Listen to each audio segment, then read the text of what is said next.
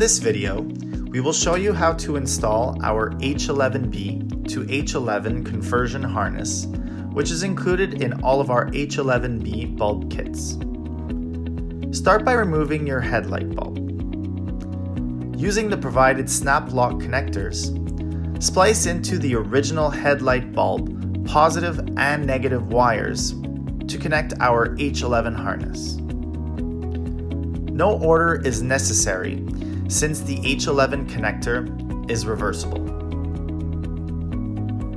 Using this method allows you to retain your original H11B connector, giving you the option to return to the original headlight bulb if ever needed.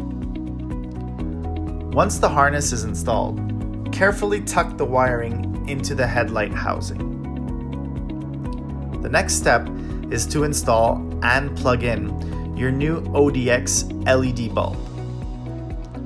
Finally, reinstall the headlight housing protective cover, and you are now ready to enjoy your ODX LEDs.